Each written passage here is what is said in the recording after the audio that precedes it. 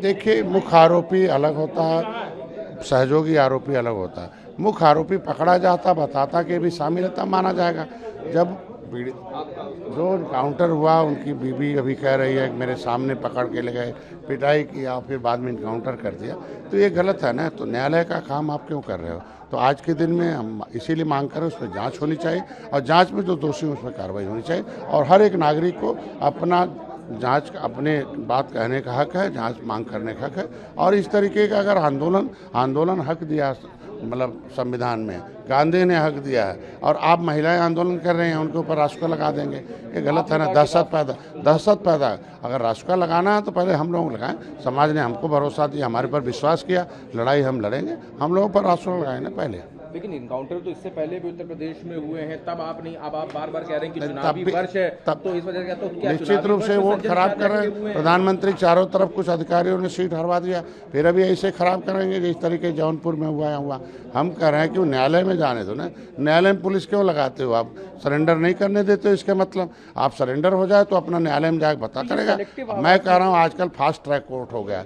आज के दिन में लगातार जिस तरीके से नेताओं के लिए फास्ट ट्रैक कोर्ट बना दिया, अपराधियों के लिए भी फास्ट ट्रैक कोर्ट बनाइए कि इतने दिन के अंदर, साल भर के अंदर होना चाहिए। प्रदेश सरकार के मंत्री हैं, सरकार आंकड़ा देती है कि 2024 तक हमने इतने इनकाउंटर किए, उसमें इतने दुर्दांत अपराधी मारे गए, इतने कल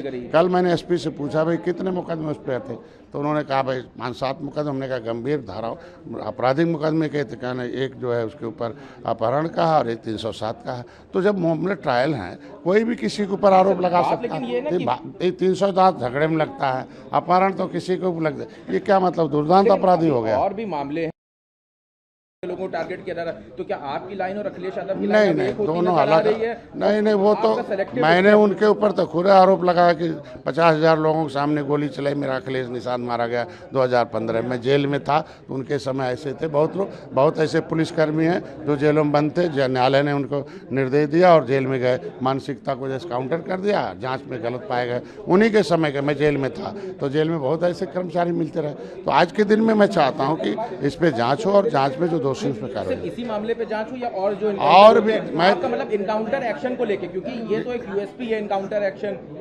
मैं बार बार कह रहा था, पहले भी कहा हूँ, कुछ अधिकारी ऐसे हैं जो नुकसान कर रहे हैं वोटों का। इस तरीके का मैं कह रहा हूँ कि दुर्दांत अपराधी हो, रिकॉर्डेड अपराधी हो, मुख्य आरोपी हो तो करो। अभी आरोपी की बीबी कह रही है कि भाई मेरे सामने पकड़ के ले गए, तब आपको एविडेंस मिल गया तो आपको इस तरीके से काम नहीं करना चाहिए। दूसरा, आज के दिन में पुलिस ने अभी फास्ट ट्रैक कोर्ट में इनके, आपने एक बात कही कि इसका चुनाव पे असर पड़ेगा, इससे क्या निश्चित रूप से पड़ेगा भाई। क्यों नहीं, समाज रोड पर आ रहा है, जांच का मांग कर रहा है। आप जबरदस्ती को जांच करके दूध का दूध पानी करिए, तभी तो समाज खुश रहेगा। रासुका लगा दिया गया, ये सब तमाम बातें हुई, तब संजय भाई मैं पहले तो हम समाज के लिए खड़ा रहूंगा। हमारे ऊपर रासुका लगा, हम कह रहे हैं हम किस लिए हैं, समाज ने हमारे ऊपर भरोसा किया तो हम उनके भरोसे पर मैं खड़ा रहूँगा।